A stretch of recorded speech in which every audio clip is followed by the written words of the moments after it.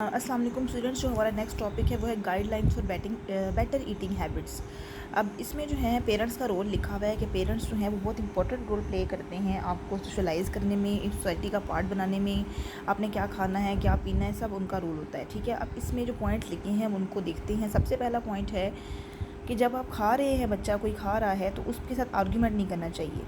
ठीक है, इस तरह जैसे लिखा हुआ है कि अगर एक बच्चा दूध नहीं ले रहा और आप उसे फोर्स करें कि वो दूध ही पिएगा, ठीक है, तो इस तरह नहीं करना चाहिए, बल्कि उसकी बजाय उसको कोई अल्टरनेट प्रोडक्ट दे देनी चाहिए। ठीक है, जैसे कि खीर लिखा हुआ है, कस्टर्ड लिखा हुआ है, ठीक है, मिल्क शेक। उसके बाद लिखा है the child should be given plain food. ठीक है, इस बच्चे को जो सादा खाना दें और उसमें थोड़ी मिर्चें हों, ये नहीं कि बहुत ज़्यादा स्पाइसी फूड आप उसको शुरू से खिला रहे हैं। ठीक है, बच्चे जो हैं वो स्लाइसिस में चीज़ें ज़्यादा शौक से खा लेते हैं, बजाय इसके कि होल में उसको चीज़ दें आप। ठीक है, इसलिए वो चिप्स और क्रैकर्स जो हैं वो शौक से खाते हैं। अच्छा, उसके बाद है कि बच्चों को रोज़ाना एक जैसा खाना नहीं देना चाहिए, क्योंकि एक जैसे खाने से इंसान बोर हो जाता है। ठीक है, चीज़ों को अल्टरनेट करके दें। ठीक है, कभी ये चीज़ दे दी, कभी दूसरी चीज़ दे दी। ठीक है, जैसे यहाँ पे लिखा हुआ है कि देयर शुड बी वेरिड। ठीक है, कुछ चीज़ें डिफरेंट होनी चाहिए, जैसा कि सीरियल्स हैं, ठीक, खीर है, कस्टर्ड है, ठीक है, फ्राइड ब्रेड है, डिफरेंट करके चीज़ों को दें, एक जैसी मत दें। ठीक है, उसके बाद ये लिखा हुआ है कि फ़िक्स्ड टाइम जो है ना वो होना चाहिए खाने पीने का।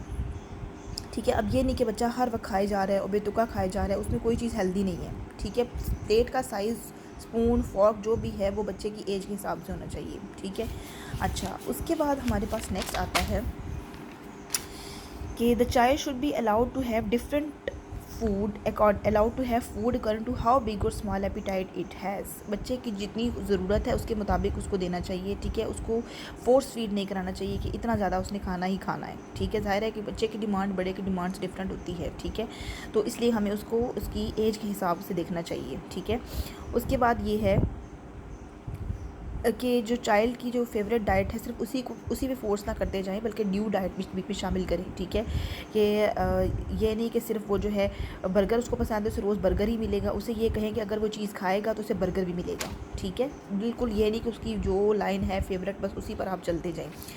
नेक्स्ट हमारे पास ये है, जब वो खाना खा रहा हो आपके साथ बैठकर तो उसको ईटिंग मैनर्स को इनकरेज करना चाहिए, उसकी तारीफ़ करनी चाहिए कि वो अच्छा खा रहा है, अच्छे तरीके से खा रहा है, अच्छे मैनर्स के साथ खा रहा है।